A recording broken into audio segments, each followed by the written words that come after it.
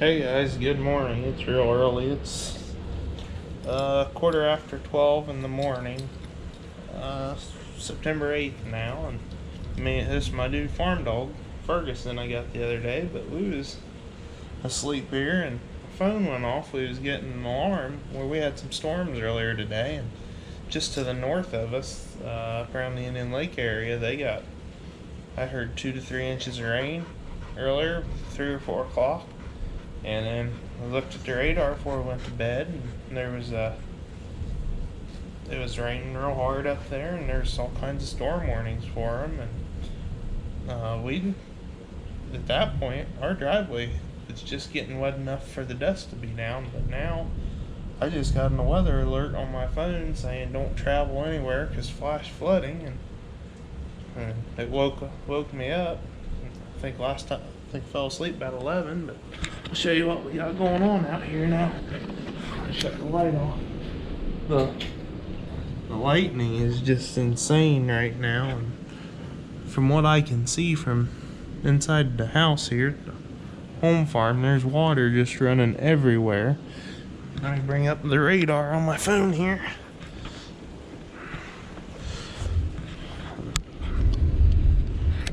Dog keeps shaking the camera here. He's real. I've only had him a day. He's 18 months old, so he's still getting used to things. This is on AccuWeather. That line of storms, it's all the way across to Ohio now that we've been dealing with all day, and it's stretching clear out into Illinois, so we're getting kind of worried. We need it to rain bad. I think it's too late to help any of the beans and the corn. Watch that lightning, but it is a needed rain. But now I'm worried, as hard as it's been raining, and that we're gonna have issues with our soybeans going down on us. I haven't heard any hail, and it got a little windy, but not bad. So with this whole line coming, I'm kind of scared to go out in the morning, but we will catch back up with you in the morning when we go to do chores, and we'll see what it looks like.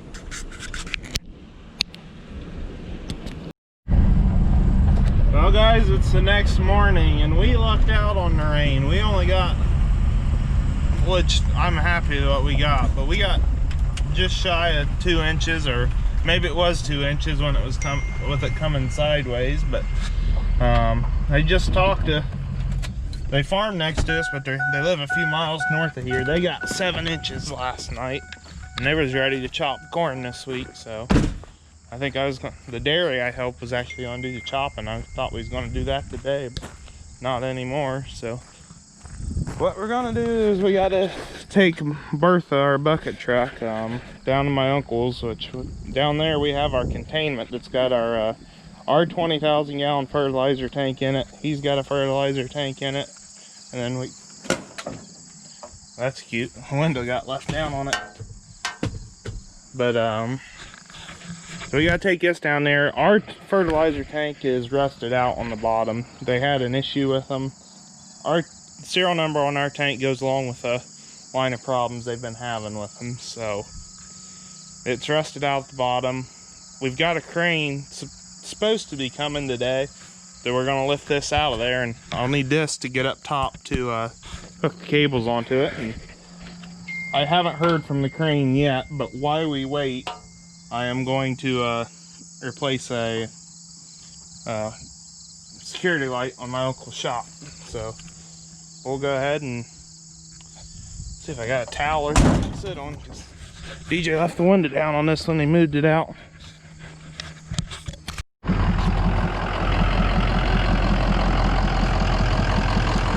We don't go too far around here without jumper cables. Seems like there's always something. Alright, I'm not fully proud of the mistake I just made, but I was sitting here turning the key and I forgot the key went bad, so we put a push button start in it a couple years ago. So when I thought it was dead, it might have started if I just remembered about the button.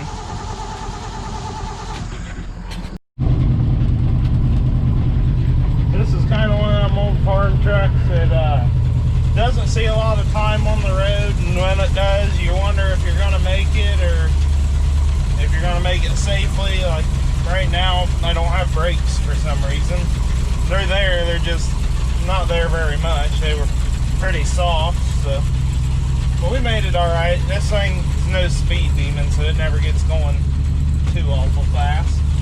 But we don't drive her around any more than we have to. Dad used to go around and do some work with it, but BJ or I, we're not really interested in that. We will probably use it to trim quite a few tree branches around fields this winter. Hopefully we have time for that.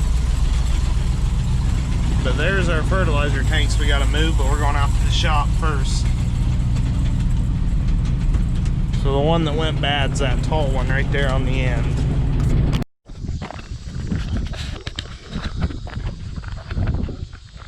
Well, I just got the call. The crane will be here within a half hour or so to lift these tanks, or this big tank, out of our containment. Looks like my uncle already come over here and got our support cables taken off of it. But I'd like to try to get that big valve off there, so I'll have to see if he's got a pipe wrench. But basically what we're gonna do is I'll back the bucket truck up here, and I'll have to go up and hook his cables up, and then he'll lift it out and set it on the ground. Then we'll cut it up or get a track hoe to come smash it. But I'll show you what happened to it. It was 3 years ago or so. The truck was here pumping it full of wheat, and right there's a hole in it. It blew out right at the bottom. And we've had it patched a couple times, and the guy welding on it said the serial number here on these 20,000 gallon tanks, there was a certain time period where they used a different kind of steel, and they don't last as long, and we're in that time frame. So my uncle's tank here, his is still good, but it's going to get replaced also, so we don't spill any. Luckily, when this one went, we was just filling it with the first tanker, and he didn't get much in there. He was able to turn around and suck it back off as quick as he could, so we didn't lose a whole lot. But I'm gonna go find some pipe wrenches and try to get that big valve off, so it don't get messed up. We need to get the pump running.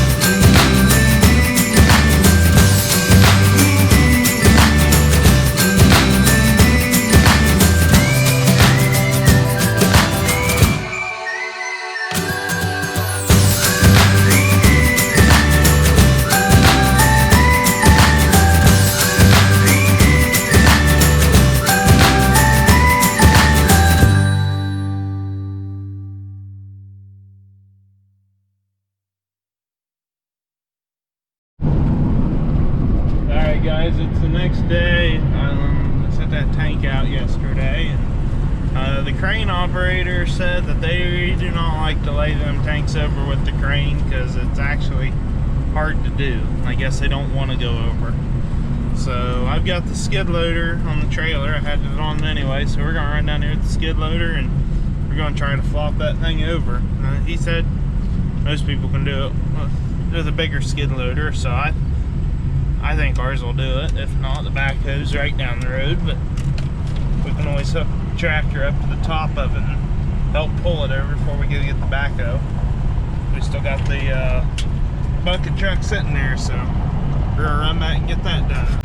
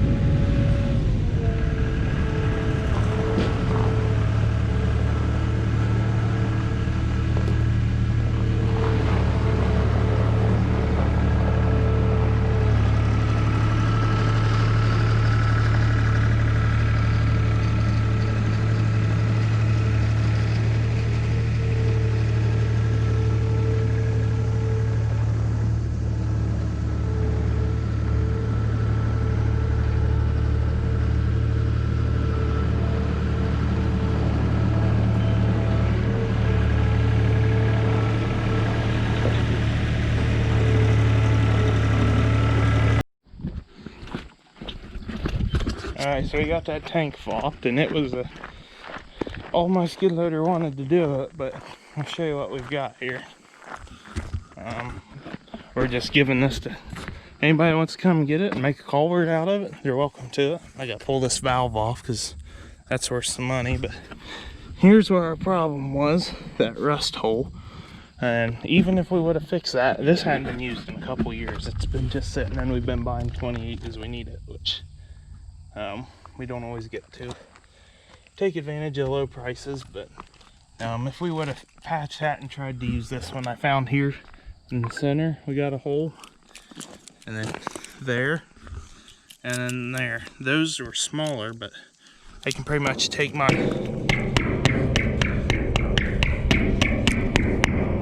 I can find all kinds of soft spots in it and go right through it with my pliers.